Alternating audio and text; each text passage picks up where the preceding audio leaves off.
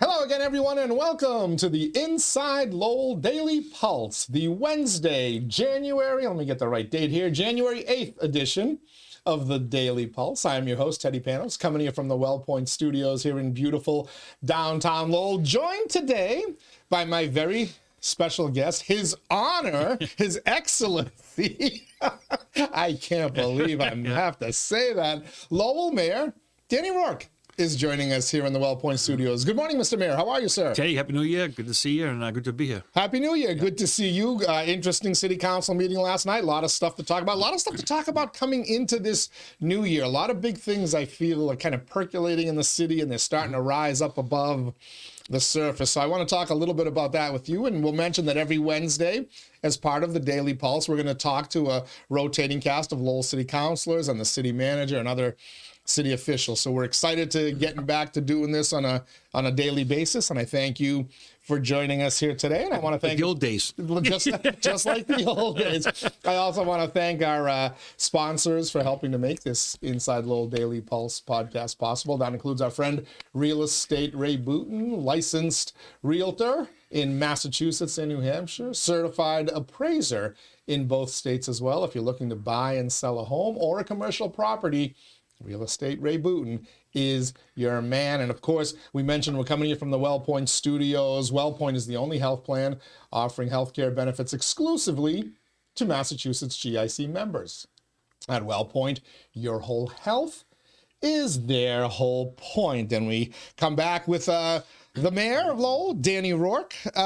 So let me start where a discussion came yesterday. I had Marty Laurie, your former colleague, as a matter of fact, on the city council, and he was doing his predictions. And right out of the bat, he said Rita Mercier is going to be the next mayor of Lowell. As the current mayor, I'm just kind of curious your reaction. Is that a position that you would support? Is that something that you would want to do again if the opportunity presented itself to you? Yeah. So, and regards to all that stuff, I'm just looking forward to the next calendar year. I will be running again for re-election, District 1 up at Tuckerville, so I definitely am straightforward about that. But, that stuff we'll deal with down the line. I think I did hear Marty yesterday say that at some point in time, everybody that serves would probably want to be the mayor at some point.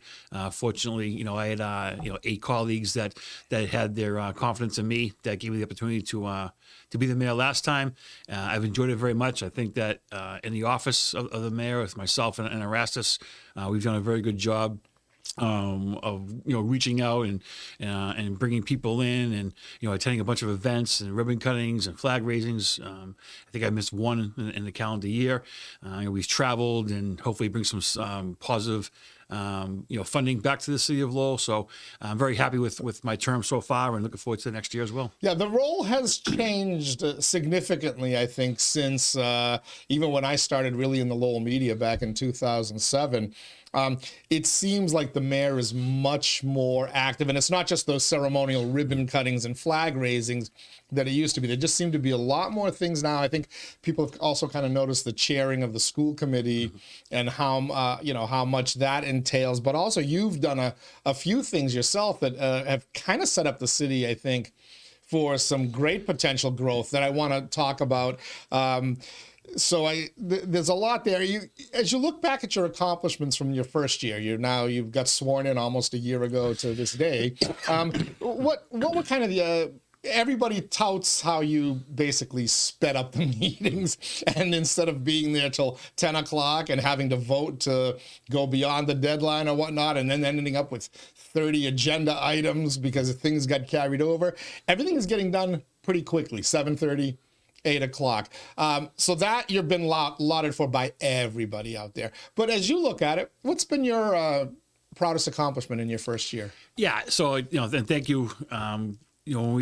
When I was first elected the mayor, that's what I wanted to do, is kind of condense the timeline of the meetings. I'm sure it's 6:30, 7 o'clock, very high viewership, but when you get towards 9:30, you probably wander off. But I think this council, not myself, but the council as a whole, has done an excellent job the city's business on a week in and week out basis.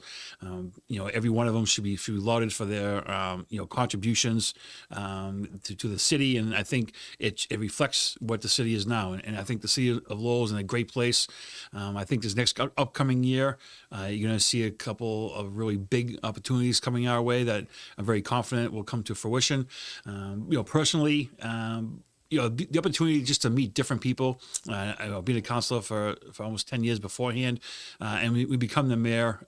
You really get to get out there and meet, from different backgrounds, ethnicities, and you really get to make forge some friendships. And that's been, I think, the best part of being the mayor is people don't necessarily want to see Danny Rourke, but they want to see the mayor, right?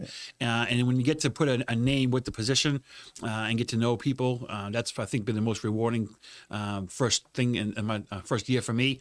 And then we can get into, the Frontrunner City stuff and the link projects and things like that. Very proud to be a part of going forward. Mm-hmm. Definitely want to get into that stuff. Before wrapping this discussion up, though, you were never really one that made a ton of motions. You usually, max that I remember, basically 2, maybe 3 in a meeting. It seems like as the mayor, do you kind of feel you don't even need to make that many now? I notice just because of the position where you are and you're not necessarily sitting at your seat, your lectern and whatnot. Is that an intentional thing that you're kind of letting your colleagues bring forward more motions? Yeah, and as the mayor, you get emails or calls from all over the city, and what I like to do is I like to direct those concerns to the district councilor in the area. So if something comes in from the downtown, Councilor Janess, I'll give it to him. The Highlands, Councilor Dakota, Councilor Scott in South Lowell. So if it comes in, I will say, hey, look at this. We reached out. You get contact information if you want to file a motion or take care of it. I think they appreciate that, and it's it's their district, right? So they take care of it. In Pawtuckaville, I'm very fortunate. We have a tremendous Pawtuckaville Citizens Council. You're run by Dennis Mercier and Paul Belay. They're very, their outreach is fantastic. When issues come to them, they do their best to handle it. And if they need assistance, they reach out to me. And I think that other councilors have that same type of relationship. I know that Councilor Robinson out in Centerville with his group, and Councilor Yen with his group. They do excellent work out there as well. So, to be singular for a second. By and large, people in Pawtuckaville are very, very happy. No one likes tax increases, but when you see what the increases are going towards, we've paved streets just in District 1 and not only citywide as well. And so I think that leads to not the need for motions. And, when I first started as a council, I did file more motions, but I think as you go along and you serve 2 or 3 or 4 terms, you kind of better at, piecemeal it to say, hey, is this easier for a phone call to the manager's office to take care of it? Or if need be, do you file a motion for it? All right. Looking ahead, you brought up Frontrunner City. On my notes, it's titled as Toronto. But this is a story that I feel has not gotten the attention and the play locally and in media and social media and in other quarters that I'm looking at this, and I read a little bit on it early on. We wrote something on InsideLowell about it before the council meeting, and then watching the council meeting, and it was like, I almost want to say like joy. I hate to steal a term from Vice President Kamala Harris, but there was like a certain joy, like with all the councilors understanding, like trying to just tell us how positive a development this is.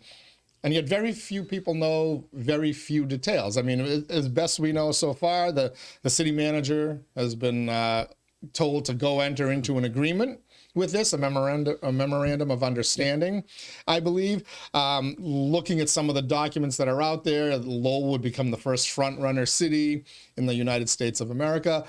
What does all this mean? For those who are kind of finding out about it for the first time by watching this podcast, what is going on here with the United Nations, front-runner cities, and Toronto and all those meetings that you guys had up there? Sure. So it started back in June of 24 or May of 24, where the Capital Analytics people, it's an online and print magazine. They reached out to myself and the mayor's office. Wanted to do a story on the city of Lowell, and then consequently me and being a lifelong Lowellian, and how I came into getting the position. Though we did that. Now, interesting you say that, because you said said they reached out. This thing that writes about, you know, national and international business things reached out to the mayor's office, which kind of points out how folks outside the city look at like the mayor. Correct, right. And that how we talk about how that's no longer such a ceremonial position, because a lot of folks don't understand with Plan E and blah, blah, blah. So like, hey, this is the mayor. Let's reach out to him. Yeah, and you know, and they were, you know, and they came to us wanting to talk about Lowell.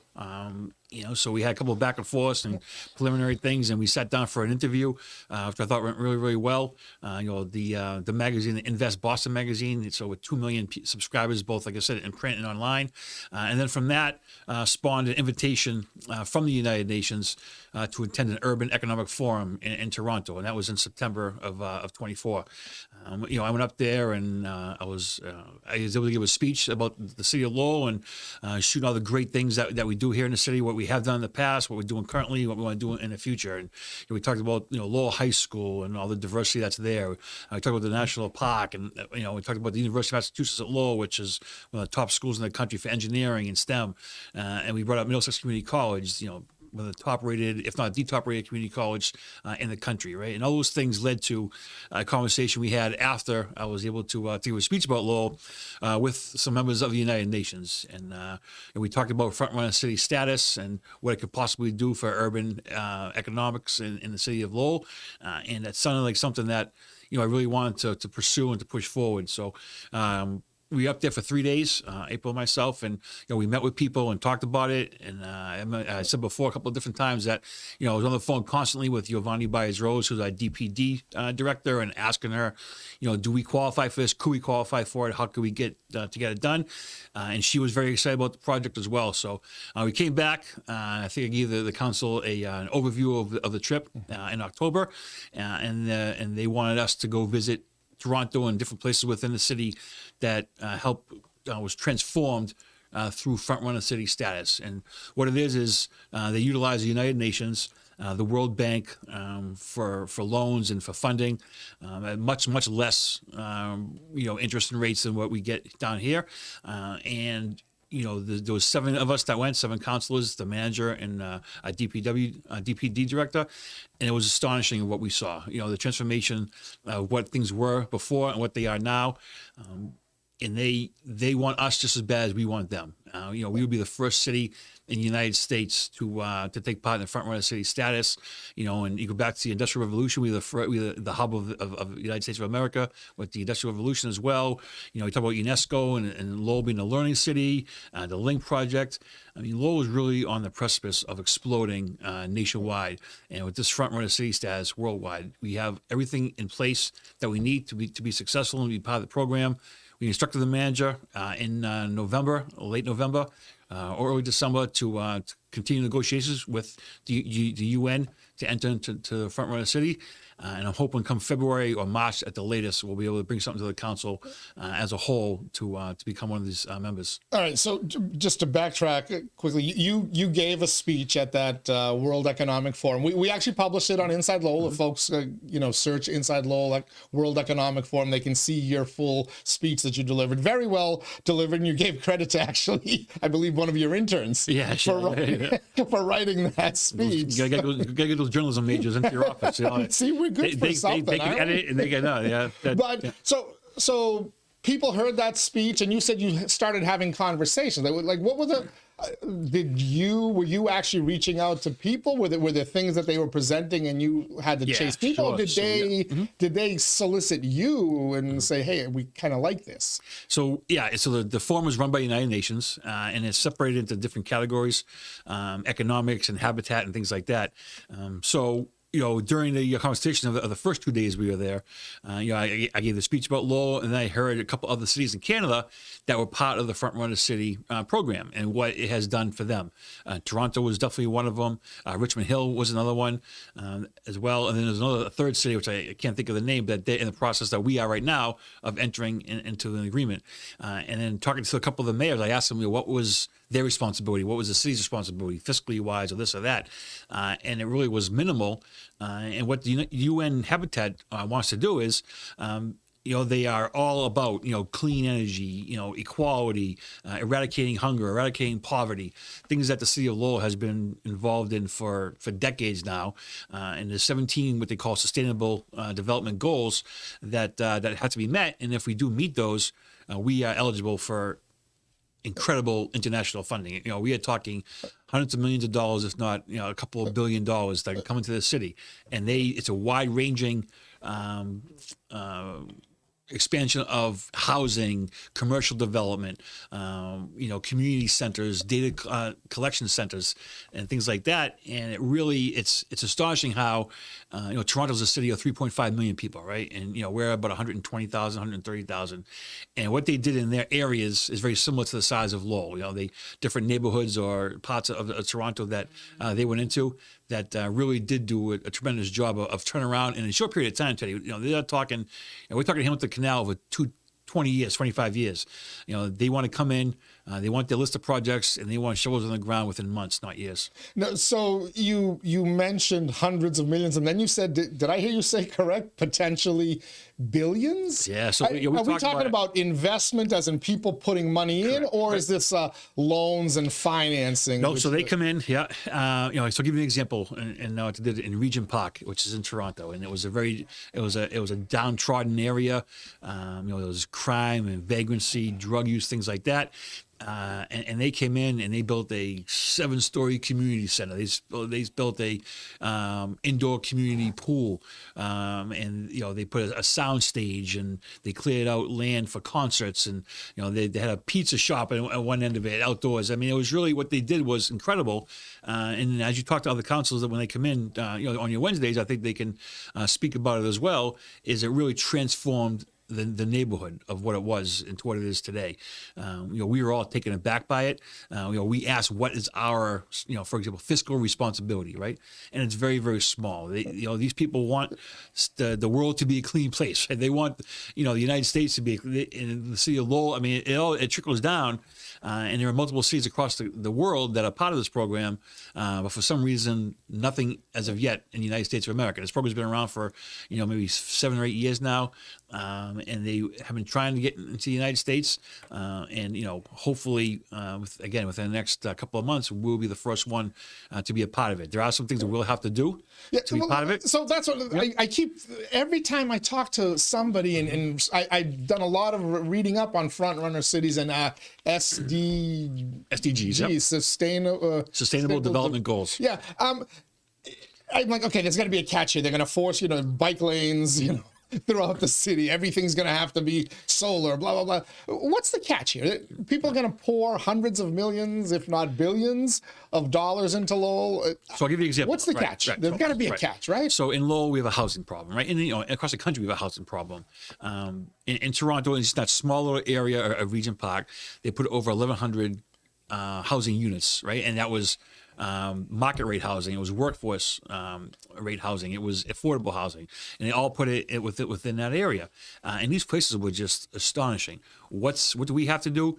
Our responsibility is Lowell would be, I guess, the symbol for the United States of America to be a front-runner city. So, whether it's, Mayor Panos or Mayor Mercer, whoever it is that 5-6 years from now, if they requested to go to another city to talk about what Lowell has went through, what we've accomplished, and what we're going to be for the future, they asked us to do that. They want us to be a spokesperson in the United States for front-runner city status. All right, so the council will have to authorize $10,000 a whack for out-of-state travel. Okay, yeah. That's a minimal catch, right? You can do that. And also there's data collection will be involved, because we have to make sure that as a city we are following the development goals that are in place, and so that's going to have to be as part of it. And that's something that we may have to create a position or two to get it done. But all these things, and everybody says, what's the catch, right? The manager and the deputy manager, Giovanni Baez-Rose, they have a skeptic side to begin with, right? Because you have to in that position. And after every conversation, every meeting we've had since September up until just a couple of days ago, nothing but excitement and the possibilities I think are endless to come here. Financially it's very small. Like if for example if it's a if it's a $100 million project and the city requires 1 or 2% of that project, land the land could be used for that 2%. A tax finance agreement can be used for that 2%.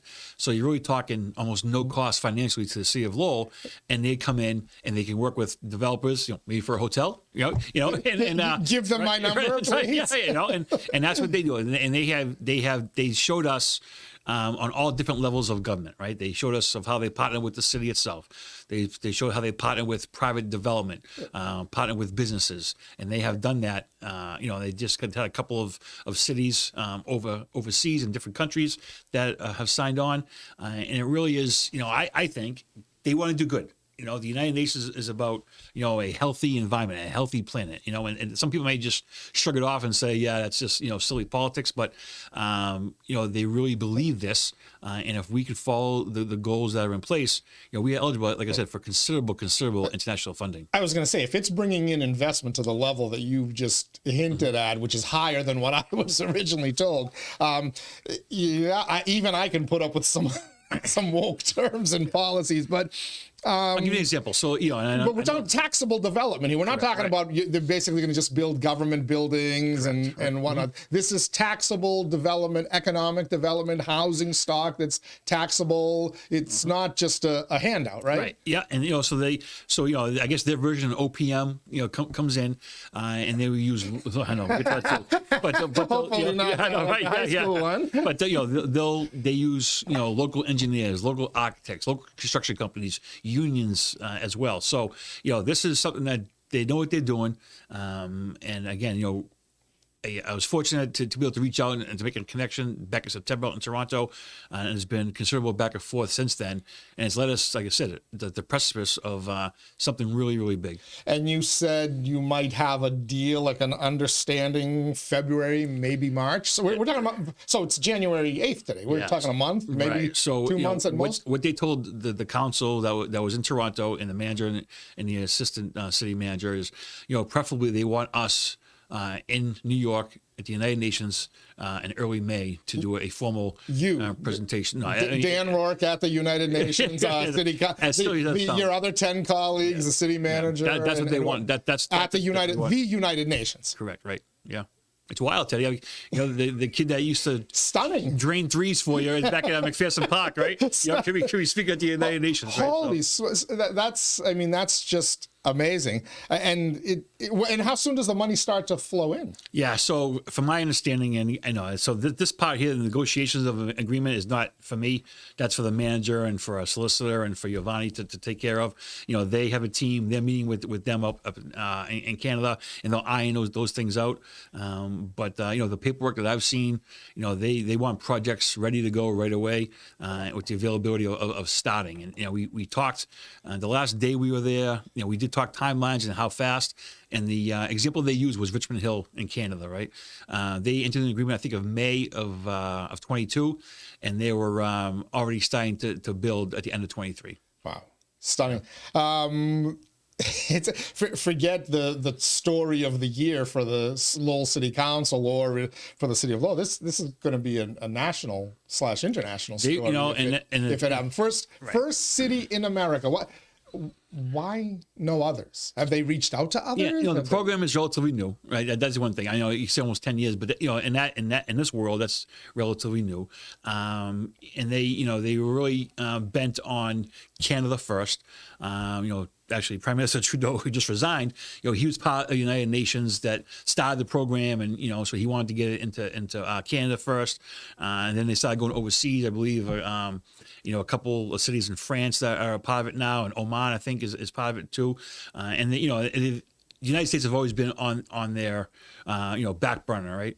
And hopefully with with a silly magazine article, and then going to visit in Toronto and speak at the forum, and has led us to where we are now. And like I said before, being very proud of it, and we really hope that it comes to fruition. The council unanimously instructed the manager to go forward with an agreement, and that's what he's doing now. And hopefully it comes back, like I said, hopefully in the next couple of months. And coming on the heels of the link announcement last March, 10 months ago, I mean, you could be, I mean, this, the city of Lowell, I've thought about it, like how it could be transformed just through link. You combine this with that. I mean, it's yeah, you know, and to all, you guys as a council and Tom Golden as a manager may be able to like leave, you know, the kind of legacy that, you know, very few can. It really brag is. about. You know, it's and the Link project was a big part of the presentation that was made when we were in Toronto, and we talked about the partnerships, because you have to, you know, partnerships is one of the main, I guess you say, ingredients to go forward in something like this. You know, higher education is one of the goals that they spoke of.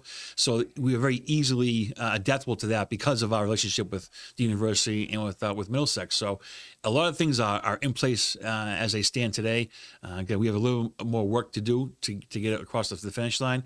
But when you add this Frontrunner City status along with the Link project, it really it's tremendous opportunity for the city. Wow. Great stuff. Yep. Indeed. We're chatting with Lowell Mayor Danny Rourke. He's joining us here on the Inside Lowell Daily Pulse on this Wednesday, January 8th, 2025. If you want to leave some feedback on YouTube, on social media, or at InsideLowell.com about the discussion today and kind of your thoughts on this Frontrunner City thing. Is it all it's cracked up to be, and what's the potential for it? We're happy to share it with you as well. Later on in this program, we'll share some feedback from yesterday's show, including a question for the mayor. Once I announced Mayor Rourke would be on, he actually got a question from a viewer out there, so we'll share that. Just want to remind you that the Daily Pulse is coming to you from the WellPoint Studios. WellPoint is the only health plan offering benefits exclusively to Massachusetts GIC members. At WellPoint, your whole health is their whole point. We thank our friends at WellPoint. We thank Real Estate Ray Booten, licensed realtor in Massachusetts and New Hampshire, an appraiser, certified appraiser in both of those states as well. He's a sponsor of the Daily Pulse. Also want to thank the rest of our Inside Lowell podcast sponsors, Washington Savings Bank, a community bank in every sense of the word. Make the switch now to Washington Savings Bank. TMI Properties, quality and value at every price point. Find your perfect space with TMI. Mahoney Oil, providing warmth and protection to Greater Lowell and Southern New Hampshire since 1925. That's a century, 100 years. Congratulations to them. Landmark business, landmark family, does so much good behind the scenes. Francis E. Prevention Insurance of Lowell, the agency Greater Lowell has counted on since 1982. And the Massachusetts Pirates, bringing all the hard-hitting action and excitement of arena football to the Mill City. March, I think 21st is their first game, their opening night. Again, 2 months away. They just signed a big quarterback who spent some time with Lamar Jackson and the Ravens during practice and training camps, and I think practice squads as well. So looking forward to the Pirates, looking forward to Frontrunner Cities.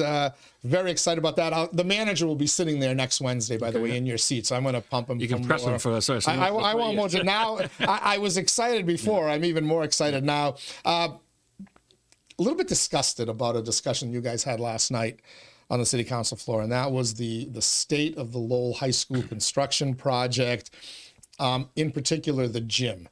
The brand new gym. It's less than 2 years old. We've already had leaking roofs to the point that it's ruining ceiling tiles, causing locker rooms to be closed. There are stories about door handles falling off, locks not working, people stuck in rooms needing the fire department to come and get them, people stuck in elevators needing people to come rescue them. We've got bleachers that can't be used for certain things. When they are used, they're scratching, damaging the floor. That actually came out in the school building committee meeting on December 19th. How the heck does this happen? It's a $400 million project.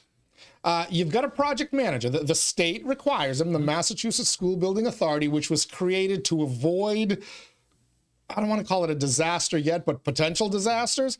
The MSBA was created to avoid that and to put a project manager, you know, the cities and towns were deemed not competent to handle $100 million school projects. So we were going to bring in a project manager. They were going to be combined with a construction firm, in this particular case, Suffolk, which is arguably the biggest contractor in all of Massachusetts. They're doing Dana-Farber. Right, exactly. In the country. I mean, they're building sports arenas. This is no small outfit. How do you screw up a gym so badly that in less than 2 years, you've got these kind of issues. You seemed frustrated last night. Your colleagues seemed frustrated. It doesn't seem like you're getting the answers to the questions. Yeah, so it was frustrating last night. And I think what the council, what we looked at is, this is supposed to be, I guess, the easy part or the cheapest part of the project, right? It just hasn't been the case. When it was decided that the high school would remain downtown, I think that the people that realize, the limitations of having it where it was, doing construction where there are still students going to school, right? The footprint is smaller. There were roadblocks put in place before they even started because of a location decision. And that's, people could say, I told you so for years from now, but it is what it is. That's a reality of the situation we are right now. And I think you're seeing some of the ramifications of that. And the gym, you would think, could go up and be fine. And, and when you walk into the gym, tell you, it looks great, it's beautiful, and, you get into it, that's fine. But, there are situations that need to be addressed. I would prefer that, those concerns be, passed up along the chain of command, and that didn't seem to happen. That's fine. But they came to a head last night, and the project manager, he took it, to his credit. But I think he needed to hear. He looked a little aggravated at the podium. Yeah, but he needed to, right. But he needed to know the frustration of this because this is a lot of money. Everybody's getting paid very, very well. And we went out and we found the best of the best to do the project, and it's just not living up to standards right now. And December 19th meeting that I was there and I zoomed in on it and I listened to it. Troubling times are coming, and they made that to be a point that the contingency funds that are in place. They're hopeful. They're semi-confident that that's gonna be enough to cover it. But we've already went to the state for $38 million before, and I doubt there's gonna be any more left in the trough. So these are things that have to be addressed, and I'm hopeful that the message of the council was passed on last night, to the team that was there representing, the project manager and the OPM, and we need answers, right? And the elevator and the bleachers have been something that's been over a year now, and for those not to be fixed, that's the frustrating part. And I said it last night. When you see our eyes rolling at you, this is why, because we've heard this before many times. At that December 19th meeting, now one of the issues that Councilor Janess brought up was mentioned at the December 19th meeting. Right, just the scratched floor. I watched that full meeting. So I find it hard to believe that all those 15, 16 different issues that Councilor Janess brought up last night weren't in place before that December 19th meeting. And that's what the meetings are there for. They need to tell us what's going on and how they're going to fix it. And it hasn't been the case. Did they take shortcuts? Did they value engineer, which is a fancy way of saying we cut things out, or did they take shortcuts knowing how much money of the contingency fund they were already using? And now they just finally gotten into the 1922 building. They haven't even started the Coburn building, which is the oldest one, correct? But does anyone ask this question of them? Like what kind of shortcuts did you take? Yeah, on the gym? Did you, or is it just shoddy workmanship? Yeah, so there were a couple of questions at the December 19th meeting. I know that former Councilor Leahy and current, I think he's the assistant facilities director for this for the city of Lowell School Department. He questioned the quality of the paint that was being used. Was already peeling off the walls or something like that. And so those are legit questions. I think it was Councilor 𝐸𝐐𝐤 and myself filed a motion maybe a year ago asking about change orders and what's going on. So we need to know those things. At the same time, us being counselors, we rely on those that we hire to do the work right. And for us to have that discussion again last night, again, is very, very frustrating. I'm very hopeful that they get the message that we sent them last night. They told us that there's someone from the bleachers company that put them in that's going to be there today to take a look at it. Coincidentally, and then we also talked about the elevator where the pots are on order to get fixed. Again, If it was an issue 6 months ago, why wasn't it fixed? And that's where we're at right now. And it's I'm not going to categorize it as a mess because you do walk through the construction part that has been completed. It's very, very nicely done and everything looks wonderful. But I asked the project manager last night. I know you have a punch list that you go through for every school building committee meeting. You mentioned every time. but how you fixing them? What's the dates to get it done by now? When's the completion supposed to be done? Are the parts that are on order? Is that really getting into the weeds? It probably is. But when we hear the concerns from people, it's our job to ask. Is there some kind of penalty or clawback mechanism for either the contractor Suffolk or the /subcontractors that they're hiring, or the project manager for completely missing the boat on this stuff? And I mean, are they going to take a financial hit here at all? Because it looks like the city's going to. Yeah, that's probably a good question for the manager next week. But I think the biggest fear that we have is that the money runs out before the project is completed. And we were told all along, nope, not an issue. It's not going to be a problem.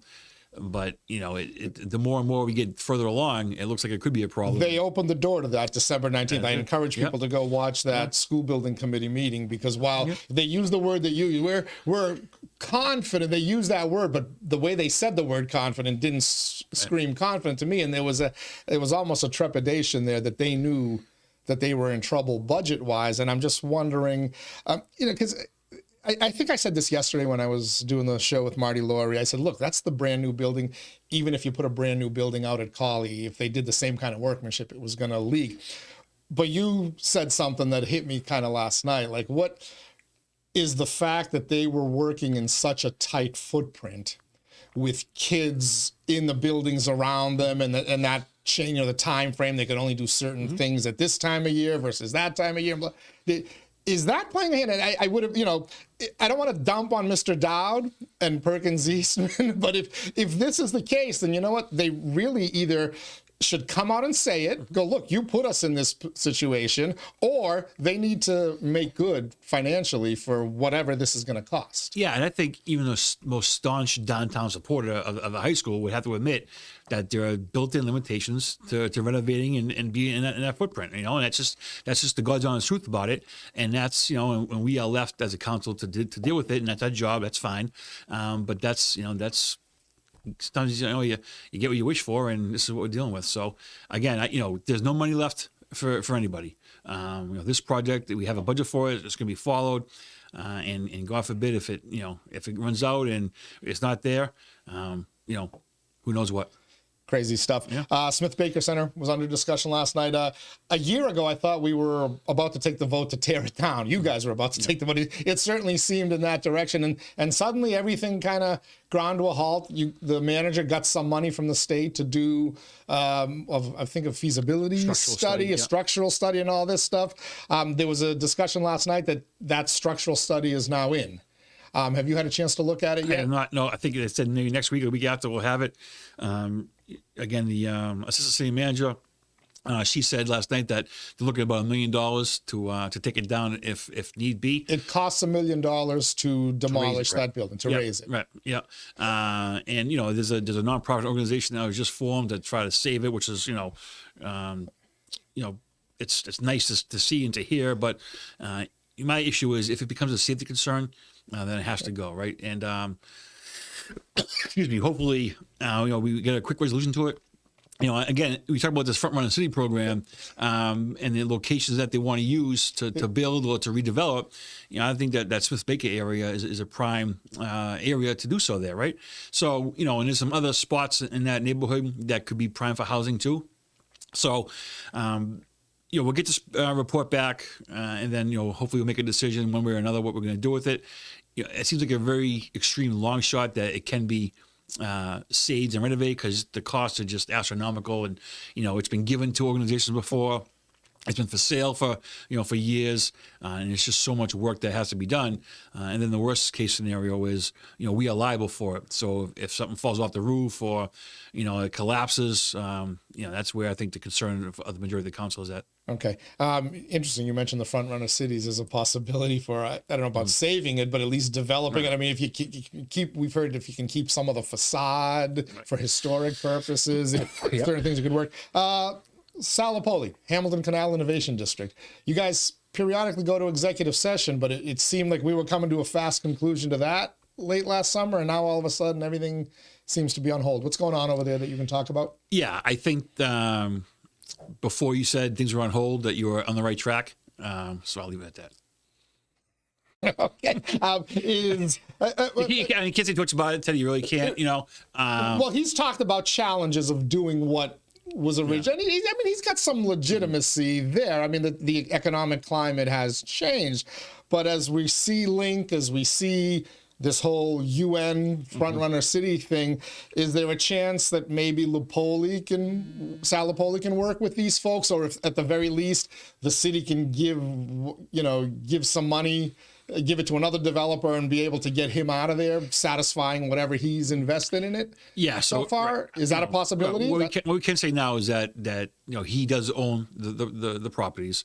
You can't just claw it back from him, right? Correct. Right. There's a cost associated with that. Yeah. Okay. And is that cost prohibitive based on the fact you haven't done it yet? Above my pay grade. That's for the solicitor and the manager to talk about. Can we just take it? No, we can't. But there are things in place under the agreement that was signed that I think we are trying to exercise right now, and it is a process, and we're hopeful for a resolution maybe by the spring. All right. Let's get to our feedback from the show yesterday. Craig in Lowell writes, Teddy, nice to have you back on a daily basis. Great show yesterday. He meant Monday with Greg Pappas, and today, Tuesday, with Marty Laurie. Listening and watching on YouTube from Florida. It's a great podcast. People can listen and watch from wherever. Was the Pappas show 3 hours long, Teddy? No, I kept I'm doing this 45 minutes to an hour. You're going to be out of here well before an hour, and I got Pappas out of here for an hour. He may have to come back more often, but great to hear Marty's predictions, says Craig. You guys also mentioned George Scannell. Well, a friend of ours from Lowell, Ray Hebert, his grandson Blake just joined the Notre Dame roster. We were talking about Ty Chan from Lowell High, went to Lawrence Academy and is now on the Notre Dame Fighting Irish roster. So this kid, Blake, left Cushing Academy December 17th to join the Fighting Irish, and he sent me a link to an article. Basically, Notre Dame has this thing with it early, kids can kind of get with a program early. So this kid who still hasn't finished his high school career yet is practicing with Notre Dame in advance of their bowl games and playoff games. He's actually a teammate of my son's at Central Catholic for a year. Oh, get out of here. So you know Blake? You do. Okay. Oh, yeah. Cool stuff. And Craig wraps up by saying, say hello to Dave Abar on Saturday for me. Going on a cruise to Greece, I guess he's leaving on New Year's. Luciano in Lowell also left some feedback. And just before you get to that, I went to Notre Dame and playing, I think, on Thursday night. All the best of luck to Ty Chan. Ty was one of our football players at Lowell Junior High football. A great young man. I mean, well-mannered. He was raised by, two great parents. Just a wonderful kid. He's a monster. I mean, could duck his head to get to the thing. He's a big boy. Offensive lineman. A gentle giant, to say the least, but he's a wonderful kid.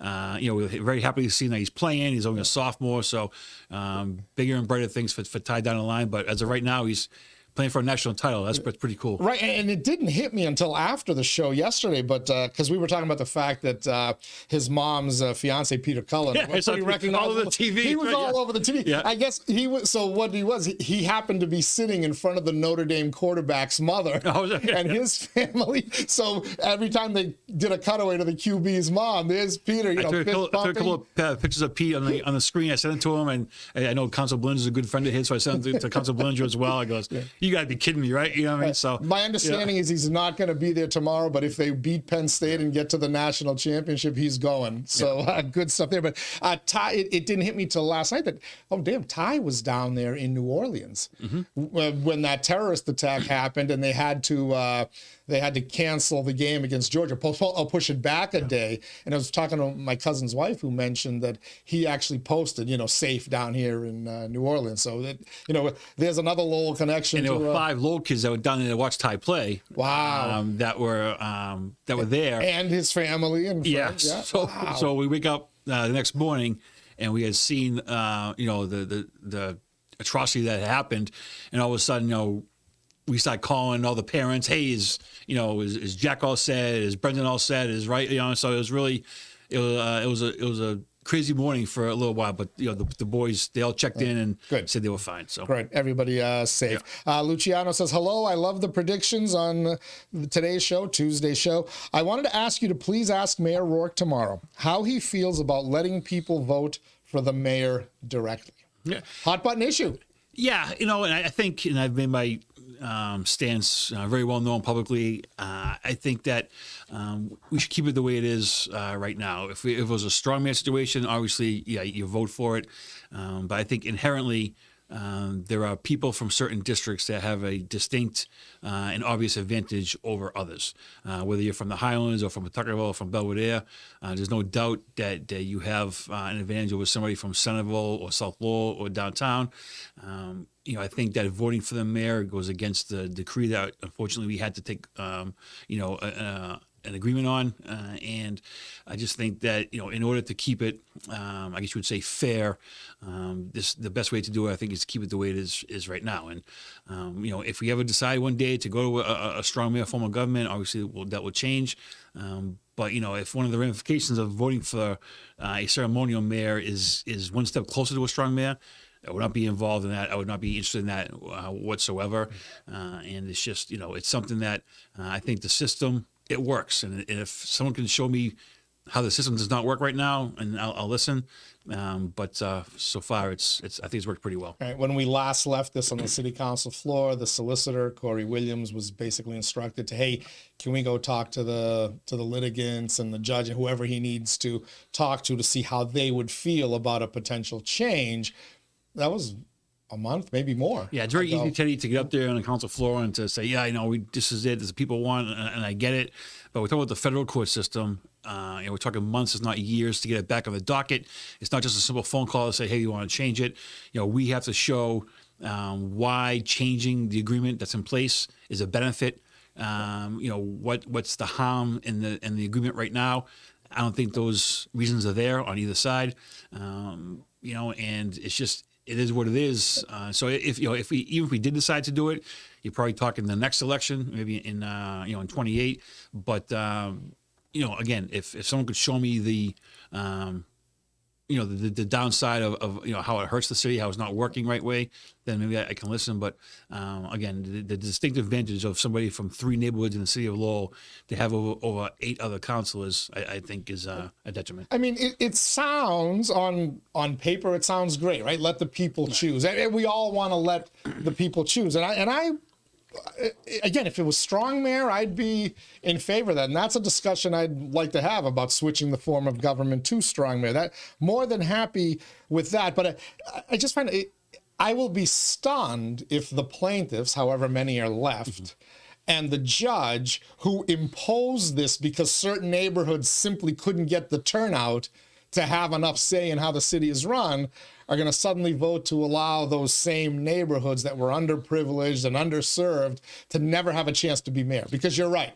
No disrespect to Paul Rattayem, great man. He'll never be mayor from the acre. There's 600-700 voters that come out of there. He'll get trounced if he ends up in a citywide election. Ditto probably for you, and you've been a counselor for 10 years, but you're Pawtuckettville. You got your well-established battles with Belvedere.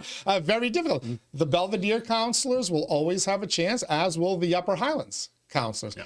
I'm not sure who else becomes mayor. So Kari Chow doesn't become mayor. I'll say it this way, Teddy. I think when district council was put in place with 8 districts and 3 at large, I think there are councilors that would probably admit that they would have very little chance of being elected citywide without the change in government, right?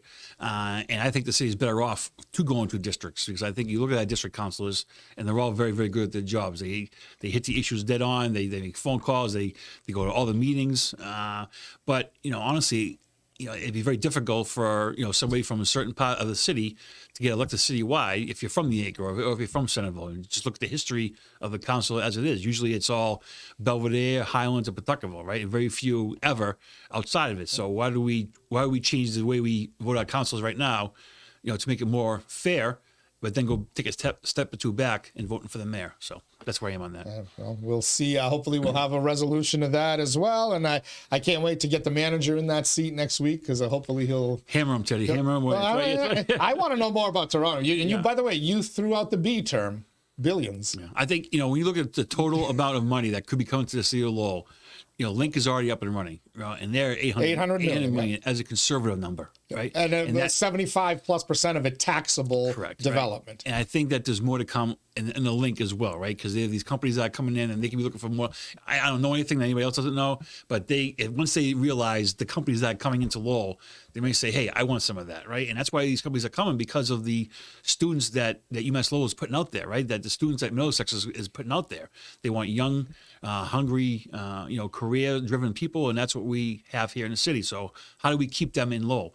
And you add Link and you add this Frontrunner City stuff coming in, and the housing that just in a small area of Toronto, again, 1,100 units of housing, right? And it's and some of the affordable housing units we saw looked like the Four Seasons Hotel in Boston. It was incredible what they put through, and I'd be hard pressed for any counselor to give you a negative feedback on what we did up in Toronto. How is it affordable? You mentioned tremendous quality housing. They're not putting up cinder blocks like they used to back in the old tenements. But how is it affordable? Who's paying? So I'll give you the reason. So I'll give you another example. So these people realize, the UN and the groups, they realize that every city that they go to, no matter where it is in the world, you follow local restrictions or historic boards, zoning, planning, everything that has to go into it. And they adopt the guidelines that are followed, whether it be for the state or the city or the town that they're in. So those guidelines will already be in effect.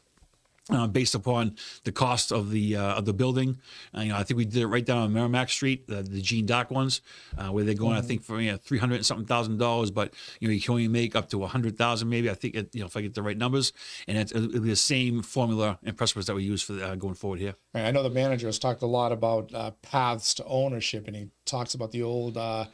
Was it Shaughnessy Terrace and how that got redeveloped with actual houses that people owned. You had to be below a certain level. Is we talking about that kind of stuff? Is that path to ownership? What they did in Toronto? The term path to ownership was maybe used 100 times in Toronto. All right, so we're in the ballpark. Some breaking news before I let you go. State's highest court this morning upheld the controversial MBTA Community Acts as a constitutional law. That the Attorney General has the power to enforce with legal action, but also ruled that existing guidelines are unenforceable because the Healy administration failed to roll them out properly. Doesn't really affect Lowell. Lowell already said, hey, we're good with the... And again, Lowell was a leader in that. I think that the MBTA stuff is a huge benefit to cities like Lowell. Along the urban development area. And, we jumped on it right away, and you're going to start seeing that benefit soon, too.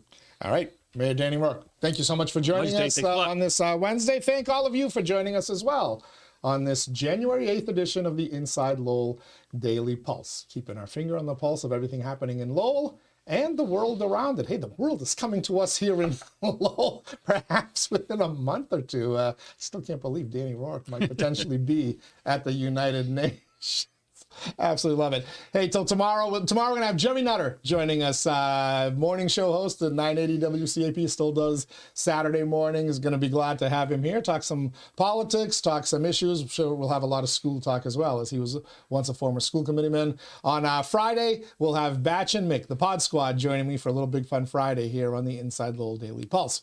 Till next time, stay safe and stay warm, everybody.